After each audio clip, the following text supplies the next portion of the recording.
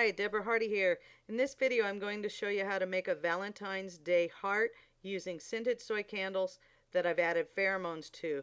To create this little setting I used 14 red tea light candle holders to make the heart shape, and I placed a red fabric mesh over a white tablecloth.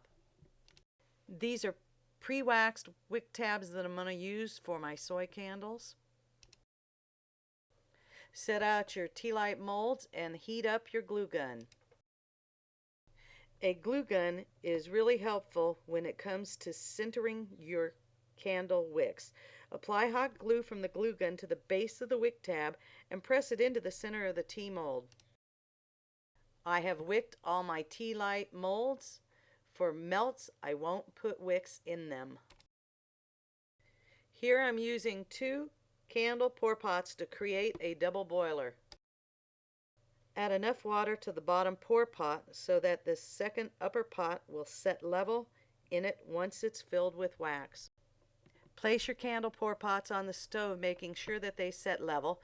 Turn the heat on to start warming up the water, and be sure to add your thermometer. Here I'm adding a pound of soy container wax to the upper pot. Remember, because there is a risk of fire, you never leave any melting wax unattended for any reason at all.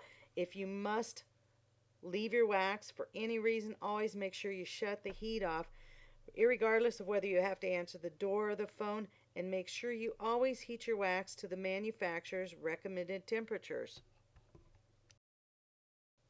Because I'm making red tea lights, I'm going to use a store-bought wax just for this demonstration. This particular wax coloring is so strong you can cut it into 8 pieces, and each of those 8 pieces will color 2 pounds of soy wax.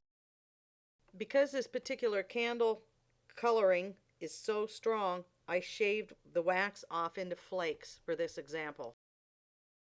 Make sure the wax has reached the manufacturer's recommended temperature before beginning to add the wax color.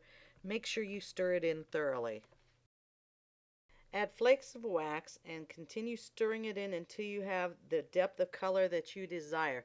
You may need to test that, and I will show you how on the next slide. To test your color, drop a small amount of wax onto a white paper or a white tile, which I happen to prefer. In this example, I'm using my countertops. Let it cool. If you want to darken your candle wax, add a few more color chips, stir it in, and then repeat the test. Remove the wax from the stove and stir periodically until it cools down to 125 degrees. Adding fragrance when the wax is too hot can cause it to evaporate, destroying quality scent throw. Measure out your fragrance or essential oils. The standard for soy wax is that it will hold 1 ounce of fragrance per pound of soy wax. For your information, 1 fluid ounce converts to 6 teaspoons or 2 tablespoons. For this candle, I'm adding one of my favorite romantic fragrances called Love Scent, which will create a wonderful, sexy atmosphere while burning. I'm making candles to enhance romance. Most pheromones are oil-based and rarely can be smelled by the human nose. I'm adding 1 ounce of pheromone to 1 pound of soy wax. Because I've also added a fragrance, I plan to use an additive called stearic acid to prevent bleeding. I recommend you follow any manufacturer's instructions on how to use this specific product. Make sure you thoroughly stir in all of your fragrances, and be sure to go to my website for more information on the different pheromones for the male and female attraction. I've got a couple articles I've written there. Pour your wax into the tea light molds. Let your finished scented soy wax candles cure. I recommend a minimum of 48 hours. This allows the molecules of the soy wax to bind with the fragrances.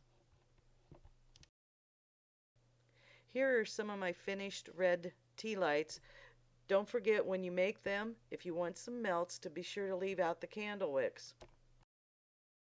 To create the heart shape, I used 14 tea light candle holders.